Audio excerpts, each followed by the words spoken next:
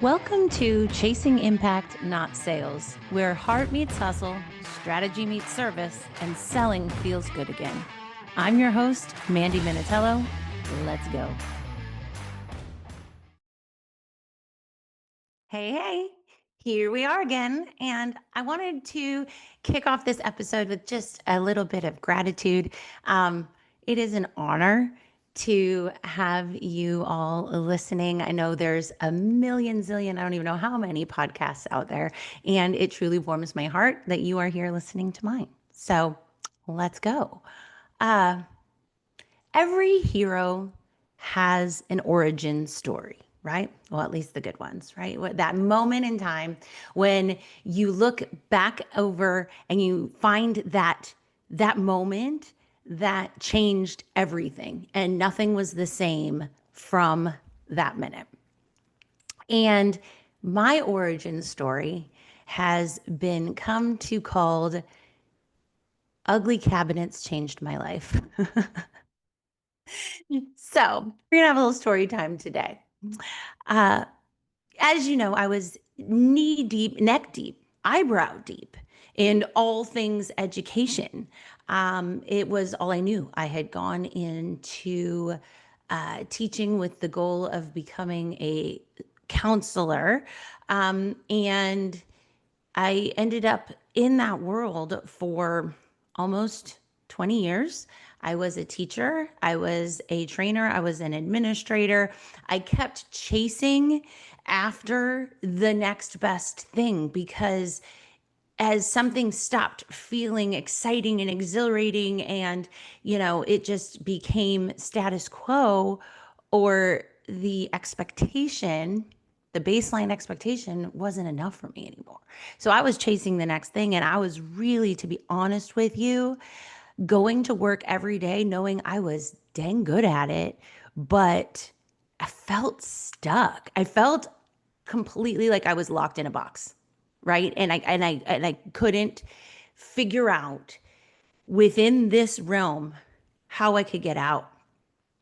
And so I just was kind of living a life that was completely frustrating, right? And I had this feeling like if you're really good at something, if you're gifted at something and you're getting recognized for being good at it, then it must be your calling, right? It must be what you're meant to do, your God given, gift to the world. And so I was having this internal battle of like, I'm really good at it. I'm doing a service. So it must be my calling, but it's not fulfilling. I don't feel creative. I feel stuck in a box. And one day, after moving to Florida, and for those that may or may not be aware, Florida is either number 49 or 50, I'm not sure, in lowest pay for education. So not only was I getting paid less than I had experienced in other states, but also they took away 8 years towards my retirement because of things that had happened in Florida in the past, 8 years, and they had frozen those steps towards retirement, whatever. Anyway, so I'm looking at my paycheck and realizing this amount is what will stay the same in however long it was. It was like 2036, 2038 or something when I was eligible for retirement. And I wasn't, no matter how hard I climbed, how high I climbed, or how hard I worked, or how good I was, or how many accolades I got, that is staying the same. So I continued to be adding committees and tutoring and, volunteer for this and volunteer for that. And I already told you I was a trainer, all these things to add, and still not fulfilled. So, going through the motions really is what's happening. So back to ugly cabinets. So my husband at the time, he refinished cabinets. Like he would make your cabinets absolutely gorgeous. He could do faux finishing. He could do, different colors of paint. He could do different finishes, all these things, right? And he's very talented. And he went to work one day to help someone with their ugly cabinets. And he came home and he threw this package at me. And he said, the homeowner gave me this, and I think it's right up your alley. What the heck, right? I'm sitting on the couch at the end of a day of, another day, and I look at this package, and to be honest with you, it doesn't even matter what was in that package, right? Like that's not part of the story. But the product that was in that package happened to be in the health and wellness world, and I was like, okay, whatever. What do I have to lose? And I tried it. Short story, I loved this product. And that, my friends, is the secret sauce, right? Secret to sales, secret number one through 10, is that you have to have excitement, passion, love, whatever you want to call it, for your product or service. I don't care what that is. You have to have a passion for it. This is why founders are often, most of the time, the best salespeople in their company, even though they've hired these like rock star salespeople, because no one can replicate passion like a founder, right? Like, so that's the secret, is the passion. So I loved this product. I was like, from day one, I don't want my life without this. I feel that good. I am that fired up. Right? And I mean, it's listening to myself right now. It sounds like it was illicit drugs. I promise you it wasn't legal, but I mean, it wasn't illegal. It was legal. Anyway, unscripted people, I told you that. So anyway, I called the person who gave it to my husband, the homeowner of the ugly cabinets, and I was like, okay, I need more of this. Like, sign me up, right? And you guys can kind of see where this is going. She offered me an opportunity to become an ambassador for the company and to sell this product. And my sales career started with the same 5 words that most people's sales careers start with. But I'm not a salesman, right? No. I do not want to sell this product. I just want to have it. I am not a salesperson. I don't want to be a salesperson. I've never wanted to be a salesperson. I can't sell. If I had a nickel for every person that I've worked with who now has a 6, 7, 8-figure business that started with those 5 words, man, I'd be very wealthy, because that's where it all starts but I'm not a salesperson, right? She told me how simple it could be. She told me it's not about selling. I just share my story. I share that I love this product, and the sales will come. And I thought she was full of crap. But whatever got me more of the product, right? Like that's, whatever, sure, fine. Sign me up as an ambassador. I don't care. And I really didn't do much with it except, share with my circle, kind of like my close circle, sort of like how much I liked the product, and whatever. And a couple of sales came in. And then here's where it all changed. Couple of months in, 2 months after I had tried it for the first time, the company had a bonus opportunity. And just long story short, I could earn $40,000. If I could do $40,000 in sales, they would match it. And as if it wasn't sad enough, what I already told you, that teachers in Florida don't make very much, that $40,000 would match my annual salary. And I thought, I'm a believer. I thought, God, are you telling me something? Like $40,000 is kind of a really random number for a bonus opportunity. Like, let's be real, that's kind of weird. And I had just had that moment where I looked at my paycheck and said, this is all I'm going to make for the rest of my days.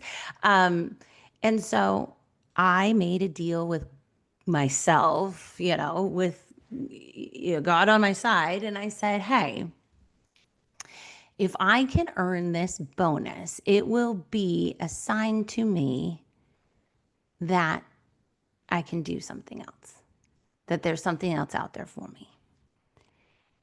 And I didn't think it was going to happen anyway because I was so trapped in this box and I was so good at teaching. And I figured that God was going to show me that that's actually my calling and whatever. And it didn't happen that way.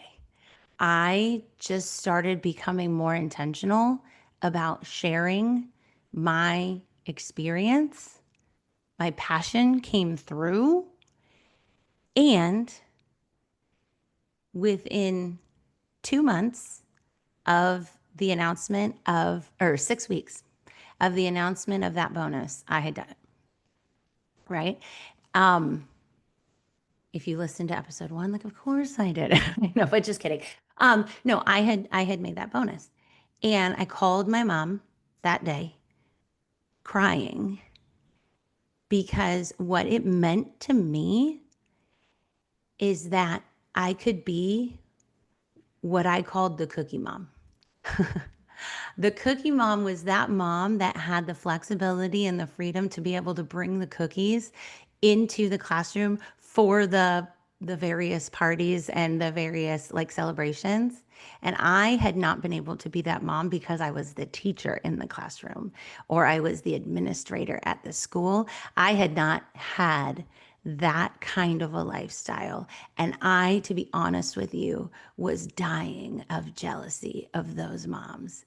And so that day I called my mom and I told her that I would be finishing out the school year and then I was becoming a cookie mom. And she probably thought I was nuts because this had happened so fast, 6 weeks, right? I had decided all of this. Of course, it had been in my head for a while, but I had decided this in 6 weeks. And so I told my mom, I'm, tossing my career to do this because I was stinking good at it, apparently, right? Who knew? Right? I'm trying really hard to not have to check that explicit lyrics box in the podcast, episode host. So normally I wouldn't say I was stinking good at it, but I was. And yeah, right. Now, here's the reality. That wasn't the end all for me. I knew it. I knew it at the time, just like I know it now, that wasn't the end. I wasn't going to sell that product, right? Like that product was not my ticket to, a lifestyle of opulence and all the things and whatever, although it could have been if I wanted to chase it or something like that. I knew that. I knew like I didn't want to sell for a particular company for the rest of my life. I didn't want to sell other people's products. I didn't want to, stay in another, trade one box for another. But what I had discovered was that there was something else. What I had discovered is that there wasn't a box, right? That I could break out and build my own something else, whatever it was, right? And here's the facts, right? I go back to those 5 words. I'm not a salesperson. What I meant by that is I have no MBA. I had no quote unquote sales experience, right? I had no business. I hadn't studied, like, I don't even know what, finance and advertising and marketing and all the things, like, formally. I look at my wall and I've got degrees. I've got a master's degree, but it ain't in that. So what business do I have? And I know that I'm resonating with some of you because you have that imposter syndrome and you're just like, what business do I have being here, right? Here you go. I didn't have any sales experience. Or did I? Oh my gosh. I identify as a mom. I identify as a wife. I identify as a teacher and a trainer and all of these things that are inherent in my soul. And if you are any of these things, if you can add on to it things that I happen to not be, but if you are a nurse, if you are a caregiver, all of these things, guess what, Buttercup? You have experience in sales. Have you ever convinced your children that eating broccoli was actually good for them? Do you feel guilty about that at the end of the day? No. I have two, I don't want to say grown children. They're 15 and 18, and they're both athletic. They're athletes, and guess what? I convinced them, I sold them on eating vegetables. I sold them on drinking their milk. I sold them on keeping their bodies hydrated. I sold them on staying active. That's some pretty strong sales experience, right? And then I go back to my career in education. Sorry to break it to you people, but the algebra lesson that you're about to have when you're sitting in class is not nearly as exciting as your teacher sells you it's going to be. Learning cursive is not as fun as your teacher sells you it's going to be. Learning to read is not as easy as your teacher sells you that it's going to be. But all of these things are necessary for life. All of these things will take you far. All of these things will make you a better, more responsible, more, developed human being.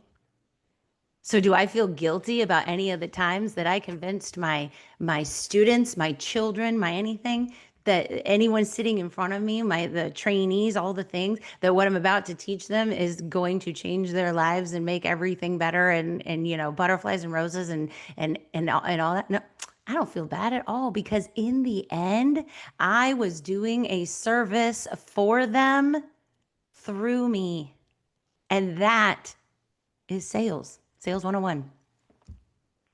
Provide service for your audience through you. That's the secret. Secret number 2. Secret number 1, I gave you already. Have passion about whatever it is, the product, the service, whatever. With that passion, you share that passion and you're doing a service for your audience through you. And that's all I did. So did I have sales experience? Heck yes, I did. I just didn't recognize it because it wasn't published on a paper on my wall with those words, right? But from that experience, I had the bug. I realized that I carried this passion again. And by again, I mean the passion that I once had when I started my career that had been drug out of me and put in a box. I found it again.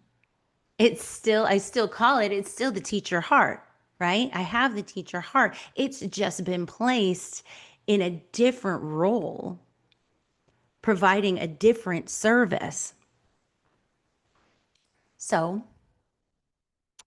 as I told my mom that day, and I did it, I left. I left the world of education at the end of the school year. I retired without having the perks of retirement. I knew I wasn't going back. I left everything that I had known, all the security that goes with having a almost 2-decade long career, and I left it because I was following my passion. I was following something else. And my colleagues and probably a lot of other people thought I was nuts. I didn't though. I didn't think I was nuts. I knew I was scared. I knew that there was an amount of fear, but I also knew that all the entrepreneurs in the world could not be wrong. I knew that everyone who had followed their passion and found massive success at the end of the day could not be wrong. I knew that I felt excited for the first time in a long time, even though I'm not a salesman, because apparently I was freaking good at it. And apparently I wasn't freaking good at sales. I was freaking good at sharing my story, my passion, my hope. And so I wasn't a salesperson. I was a hope dealer, right? I've heard that in various places, and I absolutely love it because that is the heart of true sales, regardless of what you're selling, right? Once you realize that you, my friend, are uniquely positioned to share your story. You cannot share someone else's story with the same passion as your own.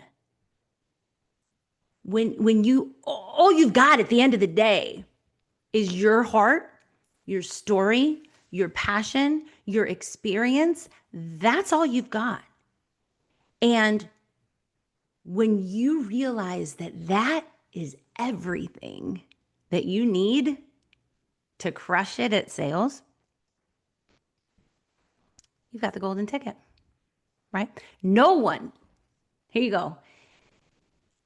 No one buys a product or a service. You don't. Because there's competition in everything, right? People don't buy a product or service. They buy a relationship. They buy a mentorship. They buy a new lease on their old life. They buy an opportunity. When I look back at the ugly cabinet day, yeah, she bought clean, nice cabinets, right? But I bought an opportunity. I loved the product, but I didn't buy that product. It's not the product that changed my life. It's the opportunity. It's the hope that opportunity provided for me. And that, in a nutshell, is the secret to sales. Yes. There are nuances in the technique. You have to have strategy. You want to implement a style that feels good. And all of that is what I teach and what I coach with my clients. Like that is really the nitty gritty. But the heart is the heart is the heart. And that's what I mean. The heart of the sale and the heart of your success in sales lies in the heart of the person, lies in the hope that they're dealing, lies in the realization of the impact that I hate to call it transaction, makes. So when it comes down to it, ugly cabinets changed my life because hope was offered to me. A new life was found in an opportunity. And the rest is history, man. Like that's the heart of it. So, story time with Mandy today, right? But that's truly it. That's what I mean by chase impact. Chase the next thing. Take the next opportunity and freaking run with it, right? If this has inspired you and you have an opportunity that you're maybe not chasing, connect with me, right? Let's talk, because nothing drives me more than to help someone out of a box that they feel stuck in, right? And so if that's where you find yourself, let's get out of that box. Let's chase impact and let's change the world. Let's go.